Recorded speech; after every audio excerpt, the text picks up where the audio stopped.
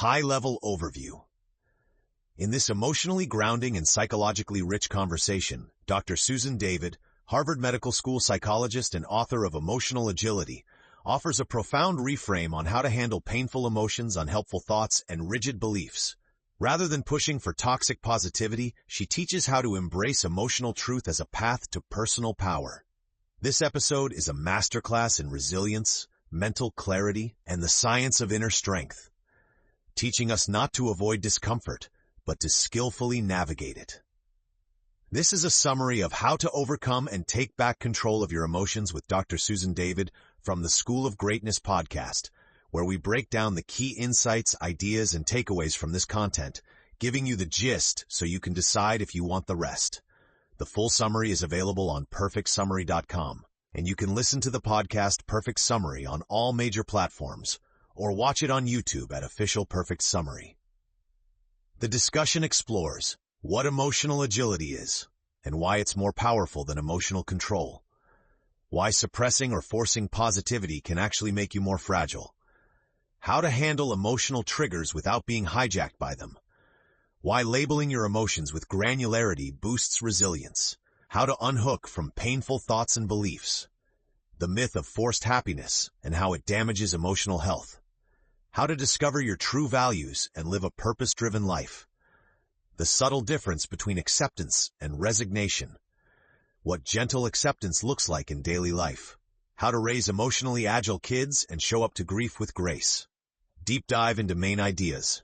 Emotional agility versus toxic positivity. Dr. Susan David explains that emotional agility is not about being happy all the time.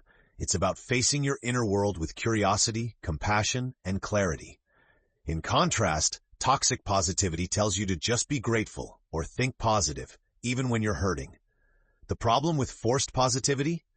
It gaslights your inner experience. It denies the wisdom of your emotions. It makes you more brittle, not more resilient. Forced positivity sounds good, but it actually makes us more fragile. Emotions are data, not directives. Rather than controlling your emotions, Dr. David urges us to listen to them. They are signposts to what matters. Anger might reveal a boundary that's being crossed. Loneliness might signal a need for intimacy. Guilt might highlight a misalignment with your values. But emotions don't dictate your actions. You can feel something and still choose how to respond. Emotions are data, not directions. They don't get to drive the car. The power of labeling your emotions. Most people say they're stressed or angry, but these vague terms don't help you take action. Instead, use emotion granularity, the practice of naming your emotions with specificity. Am I stressed, or am I depleted, disappointed, or overwhelmed? Is it anger, or is it grief, jealousy, or fear? Research shows that granular labeling improves problem solving, emotional regulation, long-term mental health. Stop saying I am. Your emotion. Dr. David teaches a subtle yet powerful language shift. Instead of I am sad, say I'm noticing that I'm feeling sad. Instead of I am anxious, say I'm aware I'm having the thought that I'm not safe. This language unhooks you from the thought or emotion. It reminds your brain, I have emotions, I am not my emotions. You are not the cloud, you are the sky. Bottling versus brooding. Two ways we get emotionally stuck. 1. Bottling, pushing emotions down, pretending you're fine. Brooding, obsessing over emotions, letting them hijack you. Both lead to burnout, reactivity, disconnection from self and others. Emotional agility is the middle path. Acknowledge, accept, then act from values. Gentle acceptance. Instead of fighting emotions, meet them with gentle acceptance. It's not resignation. It's not defeat. It's a stance of compassion toward yourself in hard moments.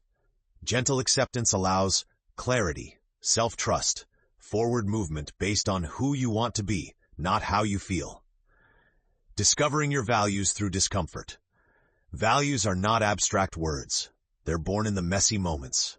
If you feel guilt, it may mean integrity is important to you. If you feel boredom, maybe you need more growth. If you feel rage, it might be because you value fairness. Pain often reveals purpose.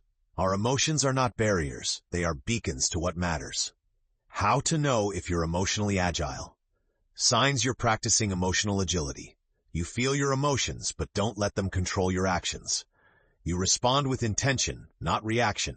You speak to yourself with compassion. You stay connected to your values, especially under pressure. Reflection. Dr. Susan David reminds us that resilience doesn't mean pretending to be okay.